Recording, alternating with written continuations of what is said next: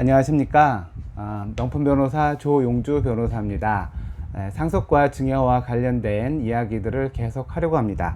오늘 얘기할 주제는 배우자 상속공제에 관한 건데요. 이제 부부가 살다가 한 사람이 먼저 가고 한 사람이 남는 경우가 있죠. 그래서 그 남는 배우자가 이 상속세 신고할 때 배우자 상속공제를 이용하면 세금을 많이 줄일 수가 있습니다. 일단 두 부부가 어떤 재산을 이루는 경우에는 보통 부부가 협력해서 재산을 이뤘다고 보통 평가를 하죠. 그러니까 부부 생활 동안 한 사람만 벌고 한 사람은 뭐 살림을 하거나 뭐 직업을 갖지 않았다고 하더라도 부부 생활 기간이 긴 경우에 그 형성된 재산은 사실 이혼 재판 할 때도 50%, 그다음 뭐 40%, 뭐 30% 이렇게 해서 소득이 없었던 사람에게도 상당 부분 그 재산의 기여를 인정을 하고 있습니다. 이와 마찬가지로 이런 경우에 그저 상속 지분에 따라서 분배했을 경우에는 그 실질적으로 그 배우자가 형성한 부분에 대해서 평가를 받지 못하는 부분이 있거든요. 그래서 과거에는 전체 상속분의 절반까지 배우자에게 주자, 뭐 이런 주장도 있었습니다만은 그러한 입법은 이제 이루어지진 않았어요. 그래서 배우자 상속공제는 어떻게 이루어지냐면 전체 상속재산 가액에서 배우자가 받는 부분을 빼서 전체 상속과세 표준을 줄이는 방식으로 하고 있거든요. 근데 이게 무제한 공제가 되는 것은 아니고, 왜냐면은 무제한 공제가 된다 그러면 그 배우자가 받아가는 금액을 많게 해서 그리고 상속재산이 줄면은 돈이 많은 사람들은 결국 그 상속세를 적게 낼 수밖에 없거든요. 그래서 우리 법은 30억까지만 한도를 하고 있어요. 30억까지 한도를 하고, 아니면 배우자가 실제로 상속받은 금액, 그 다음에 배우자가 이제 받을 금액이 이제 상속 재산이 나오면 그 중에 그 배우자의 상속 지분이 있거든요. 그 상속 지분을 계산해서 받은 금액에서 또 상속 재산에 나중에 증여 재산을 포함시키는데, 이 포함시켰던 배우자의 증여 재산을 뺀 금액과 30억과 사이에서 가장 낮은 금액을 배우자 상속공제로 이제 빼주게 됩니다. 그래서 근데 가장 또 이 배우자 상속공제를 받는데 중요한 게 뭐냐면은 이거를 아무 때나 하는 것이 아니라, 이게 왜냐면은 상속재산이 있을 경우에 남은 배우자와 그 다른 자식들 간에 이 상속재산 가지고 분쟁이 있는 경우가 많이 있어요. 근데 그 분쟁이 단기간에 끝나지 않는데, 이 배우자 상속공제를 적용을 받으시려면 기간이 한도가 있어요. 상속재산 분할 협의가 확정될 때까지 절대로 기다려주지 않고, 우리 그 상속세법에서는 그 과세 표준의 신고 기한의 다음 날로부터 9개월. 자, 우리가 상속세 과세 표준 신고 기한은 돌아가시고 나서 그 달로부터 그 달의 마지막 날로부터 6개월이거든요. 그리고 뭐 외국에 있는 사람은 9개월이긴 하지만, 자, 6개월이라고 생각하시고 그 날로부터 또 9개월 안에 배우자의 상속재산을 확정하고 이거를 등록까지 마쳐야만 배우자 상속공제를 받을 수가 있습니다. 그럼 이 기간을 지나면 어떻게 되느냐? 못 받는 거죠. 이게 그러니까 상속세를 줄이는 가장 큰 포인트 중에 하나인데, 이 기간을 놓치게 되면 상속세를 훨씬 많이 내야 되는 그런 문제들이 생길 수 있고요.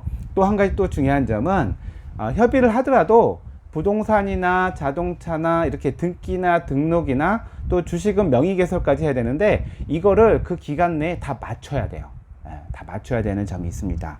그런데 그렇다면 재판이 상속재산 분할 협의가 정말 이루어지지 않아서 계속 길어지고 있는데 그 기간을 넘어가면 아예 안 되느냐라고 하는데, 만약 정말 기간이 넘어갈 것 같으면 이 세무서에 연기해 달라고, 이 기간을 연기해 달라고 신청을 할 수는 있어요. 그래서 뭐 몇 달 정도 더 받을 수는 있긴 하지만 기간이 뭐 그렇게 길게 주지 않기 때문에 이 상속세 신고하고 9개월 내에 그 상속재산에 대한 협의가 다 이루어져야 된다 그리고 그래야만 이 배우자 상속공제를 받을 수 있다라는 점을 유념하시기 바라고요. 그래서 이제 대부분 이제 부동산이 많을 텐데, 그래서 부동산인 경우에 반드시 협의 분할 서를 꼭 작성하셔야 돼요. 협의 분할해서 상속인들이 다 어떤 재산은 뭐 누구에게 뭐 이렇게 나누는 거를 구체적으로 문서로 만드셔야 되고요.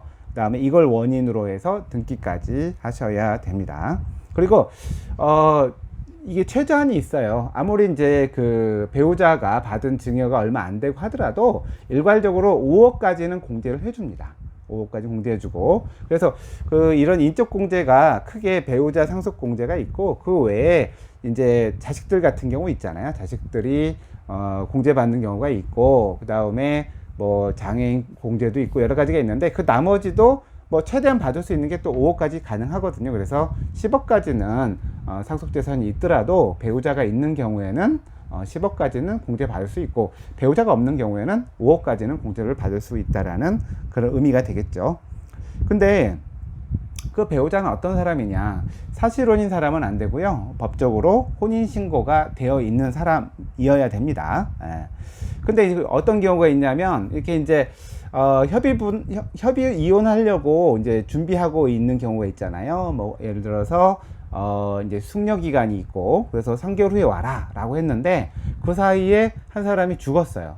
뭐 그렇게 해도 어차피 이혼 신고가 안 돼 있기 때문에 그 경우에도 배우자 상속 공제를 받는 데는 문제가 없습니다. 근데 어떤 경우가 있냐면요, 부부가 같이 가다가 어떤 사고로 같이 죽었어요. 그러면은 누가 먼저 죽었는지를 알 수 없는 경우가 있는데, 그거를 민법상 동시 사망의 추정이라고 하거든요. 그래서 뭐냐면 둘이 같은 시간에 죽었다고 평가를 해요.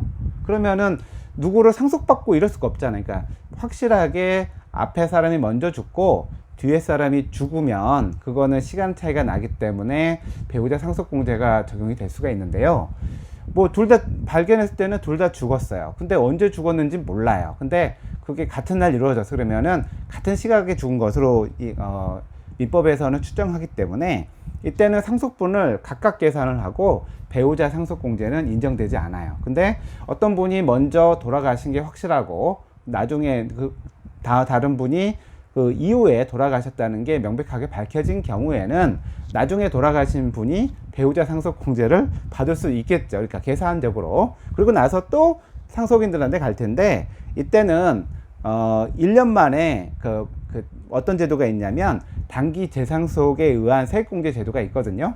왜냐면 받았는데 바로 죽으면 또 다음 사람이 너무 세금을 많이 내니까 그런 경우에는 1년에 10%씩 떨어지는 단기 재상속에 의한 세액공제 제도를 뭐 이용할 수가 있게 됩니다. 그래서 같이 죽느냐 또 시간차가 나서 죽느냐에 따라서 이런 배우자 상속공제가 적용되느냐 또 되지 않느냐, 이런 차이가 또 있습니다. 의미가 있는 제도라고 할 수도 있고 아닐 수도 있는데, 또 현실적으로는 배우자가 동시에 사망하는 경우도 있거든요. 그래서 그때 세금 계산에 있어서는 또 같이 사망한 경우에는 배우자 상속공제가 적용되지 않습니다. 그래서 이제 중요한 거는 뭐냐면, 배우자 상속공제는 꼭 이용을 해야 되는 것이고요. 이걸 이용하기 위해서는 단기간에 빨리 상속재산 분할 협의를 해야 합니다. 그리고 그거는 꼭 등기나 등록, 명의개서가 되어야 되지 그냥 약속만 가지고는 안 됩니다. 그래서 그런 요건들이 하나라도 빠졌을 때는 이러한 제도를 이용하지 못하는 문제가 되고, 결국 그러면 세금을 많이 내게 되거든요. 그러니까 여러분들이 상속할 때 배우자가 있다면 배우자 상속공제를 꼭 잘 알고 이용하시기 바랍니다. 이상 오늘 또 상속세에 관한 얘기를 마치도록 하겠습니다. 감사합니다.